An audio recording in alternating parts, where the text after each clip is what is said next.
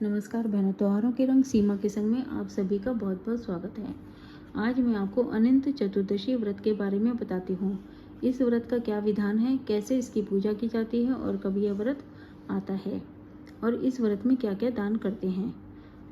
भादों की शुक्ल पक्ष की पूर्णमासी से एक दिन पहले यानी 14 को अनंत चतुर्दशी व्रत मनाया जाता है। उसके अगले दिन से ही कनागत की पूर्णमासी आ जाती है। अनंत चतुर्दशी को श्री हरि विष्णु भगवान की पूजा की जाती है। इसी दिन भगवान श्री गणेश जी का विसर्जन भी किया जाता है। श्री हरि भगवान अनंत हैं और उनकी कथा अनंता है, इसलिए इस दिन इनकी कथा भी की जाती है। इनकी पूजा की सामग्री आप प्लीज़ नोट कर लें। केला, आम के पत्ते जिससे आप बंधनवार बनाएंगे, लाल वस्त्र जिस पे आप श्री हरि भगवान की मूर्ति या तस्वीर स्थापित करेंगे, कुमकुम, चावल, गुलाल, गुड़, धूप, पुष्पादि, तुलसी दल, श्रीफल और भोग लगाने के लिए फल, उनके श्रृंगार के लिए फूलमाला और उनके स्नान के लिए पंचामृत नैवेद्य जो कि हम आटा भून करके बनाते हैं, उसमें बूरा मिलाते हैं।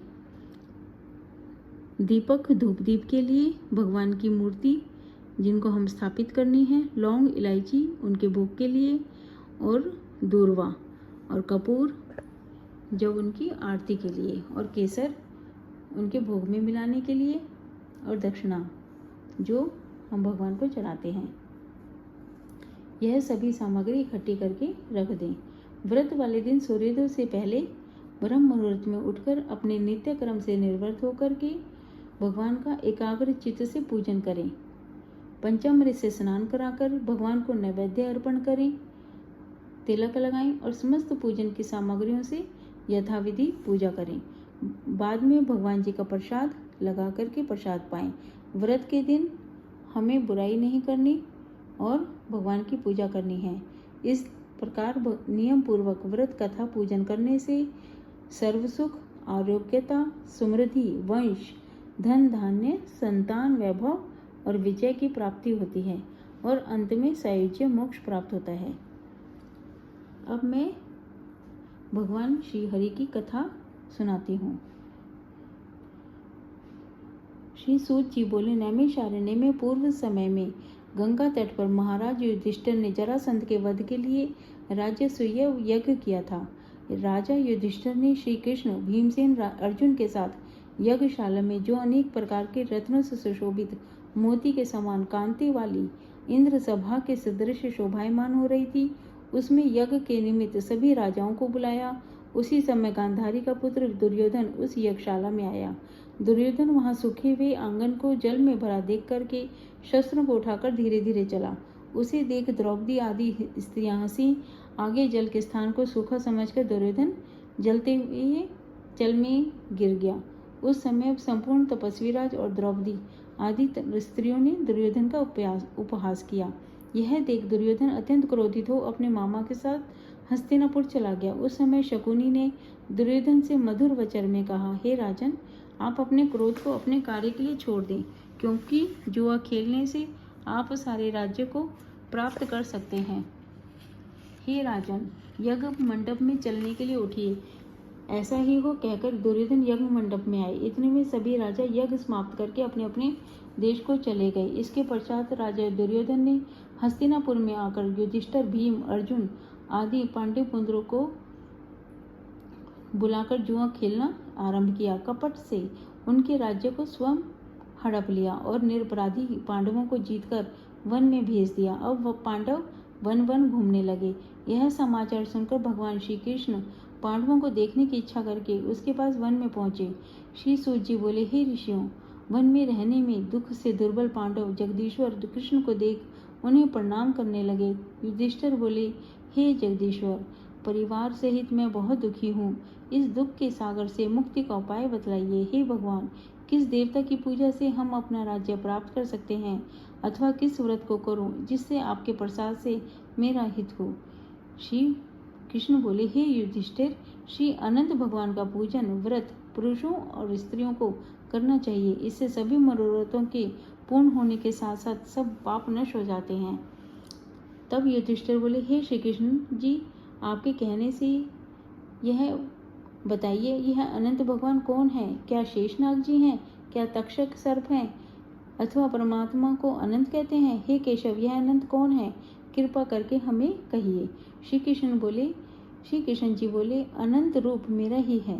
सूर्योदय ग्रह और यह आत्मा जो कही जाते हैं, पल विपल, दिन रात, पक्ष मास, ऋतु वर्ष, युग, सब यह काल कहे जाते हैं। जो काल कहे जाते हैं वही अनंत कहा जाता है।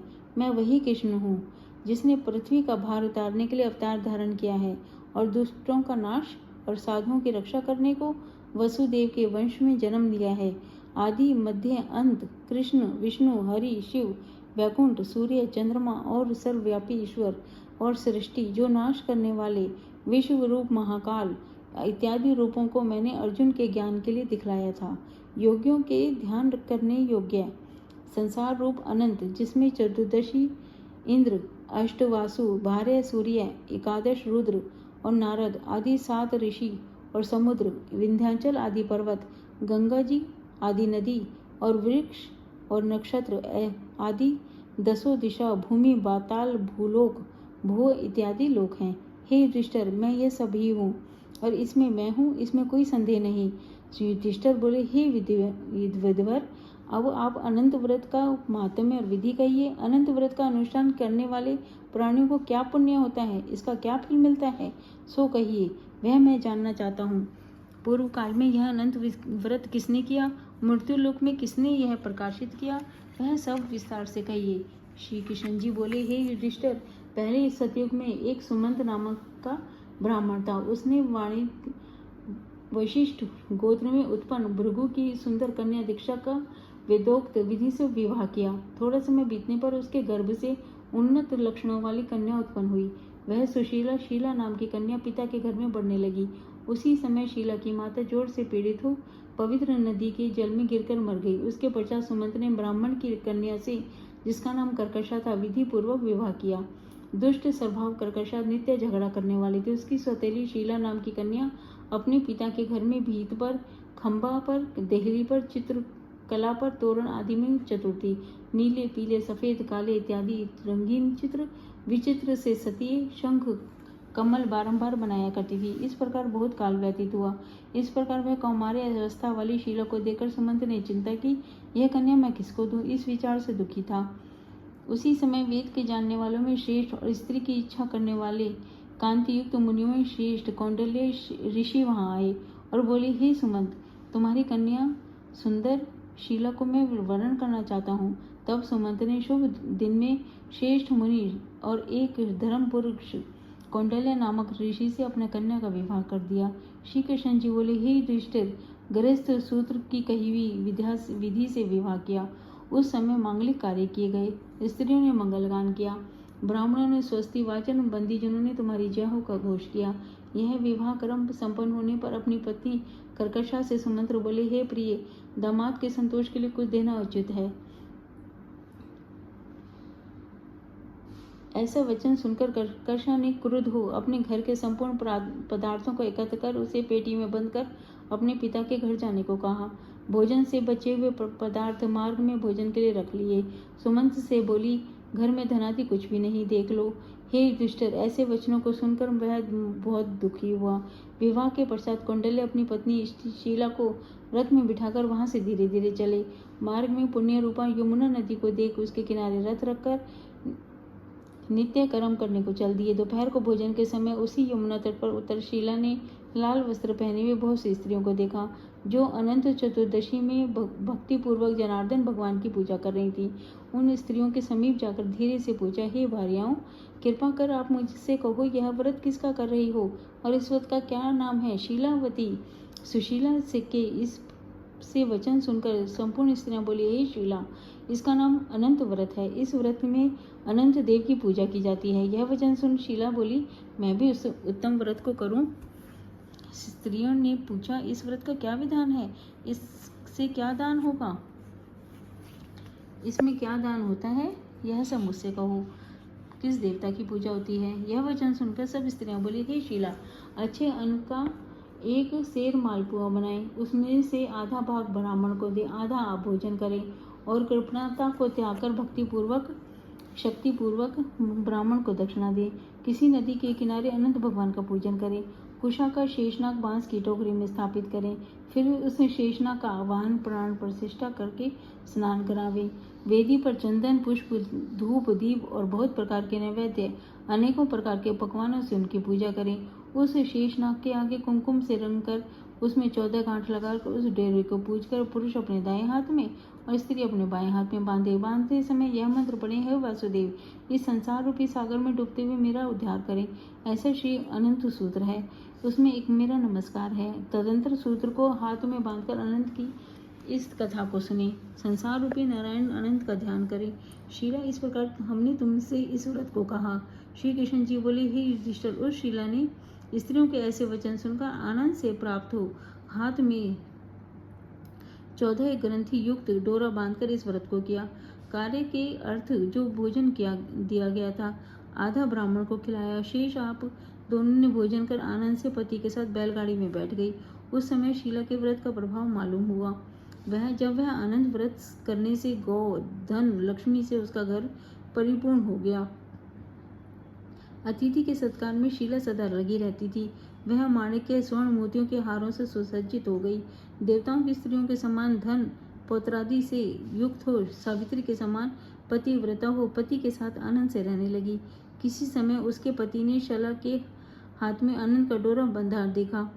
पूछा, हे शीला, इस डोरे को क्यों धारण किया है? शीला बोली, हे स्वामी, जिसके प्रसाद से मनुष्य इस लोक में धन, धान्यादि संपदाओं को पाते हैं, उसी आनंद के डोरे को मैंने धारण किया है। शीला के वचन सुनकर उसके पति कौंडल्य ऋषि ने लक्ष्मी के मत से अनंत के डोरे को तोड़ दिया। बोला, यह अनंत कौन?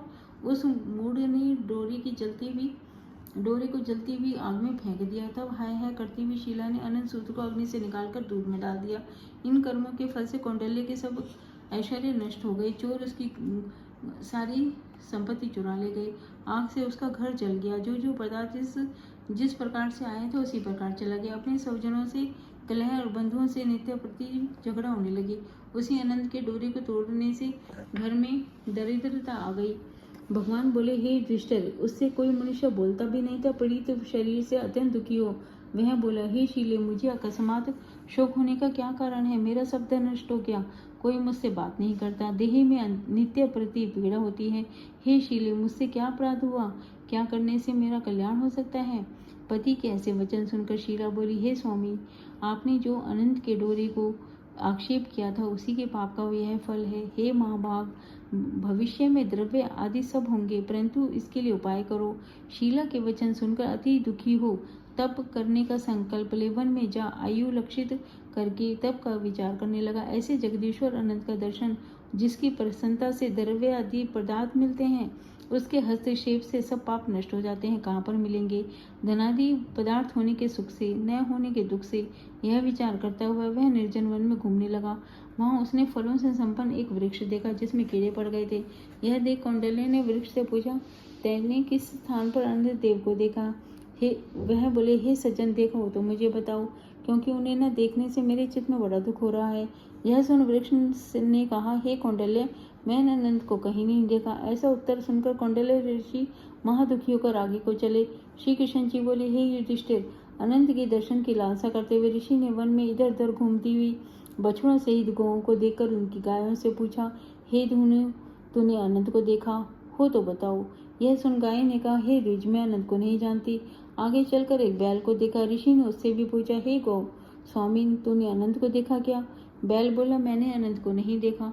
तब कौंडल्य ऋषि ने आगे चलकर 2 पुण्य कर्णियों को देखा, जिनके कल्लोल से परस्पर लहरें मिल रही थी।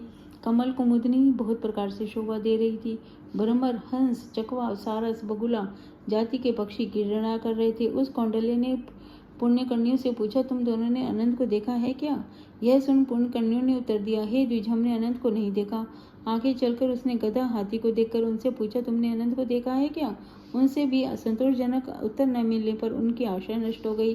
वह वन में बैठ गए। हे युधिष्ठिर, कौंडल्य जीवन की आशा छोड़कर बेहाल होकर गर्म श्वास छोड़ते हुए पृथ्वी पर गिर पड़े। थोड़े समय में सावधान होने पर हे अनंत ऐसा कहते हुए कौंडिन्य ने उठकर संकल्प किया कि मैं प्राणों को छोड़ दूंगा। हे युधिष्ठिर, तब वृक्ष पर मरने के लिए फांसी डाली। तभी अनंत जी प्रत्यक्ष होकर आ गए।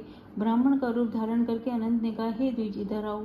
उसका दाहिना हाथ पकड़कर पर्वत की गुफा में लेकर चले गए। वहां सुंदर स्त्री पुरुषों से युक्त उस ऋषि को अपनी पुरी को दिखाया। वहां पर एक दिव्य सिंहासन पर बैठे हुए शंख, चक्र, गदा, पद्म, गरुड़ सहित विश्वरूप अपनी विभूतियों के वेदों से अपनी अधिक तेज कौस्तुभ मणि सहित वनमाला धारण किए हुए थे। उन देवताओं के देव जो किसी से न पराजित होने वाले हैं, उन विश्वरूप को कौंडिन्य ऋषि देखकर उनकी स्तुति करने लगे।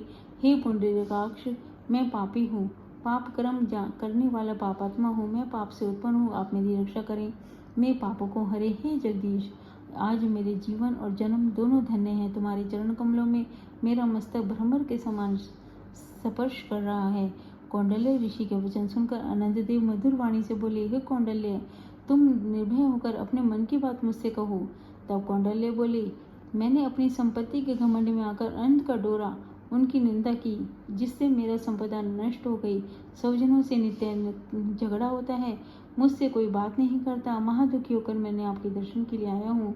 अनंत भगवान की कृपा से दयापूर्वक आपने मुझे दर्शन दिए।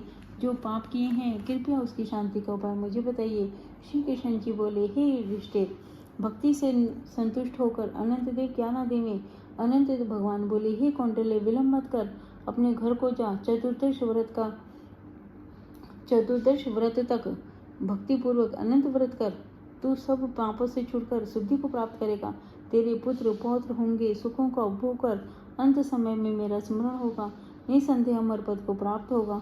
संपूर्ण लोगों के उपचार के लिए मैं तुमको एक वर और देता हूँ। संपूर्ण विधि से इस व्रत की कथा पढ़ने वाला और शीला के समान इस अनंत का व्रत करने वाला इस व्रत के प्रभाव से जल्दी ही सब पापों से छुटकर परम गति को प्राप्त होगा। हे कौंडिन्य, तू जिस मार्ग से यहाँ आया है, उसी मार्ग से अपने घर को जा। तब कौंडिन्य बोले, हे स्वामी, मैंने वन में घूमते हुए आश्चर्य देखा, वह मैं आपसे पूछता हूँ, कृपा करके आप उत्तर दीजिए। वह आम का वृक्ष, गौ, बैल, कमल आदि से शोभायमान, पुष्करणी, गधा, हाथी, यह देव, यह सब कौन है? आप इन सूत्रों का वृतांत मुझसे कहो। तब अनंत जी बोले, हे कौंडिन्य जी, आम का वृक्ष पूर्व जन्म का विद्वान ब्राह्मण है, जो विद्यार्थियों को विद्या दान न देने के कारण वृक्ष हुआ।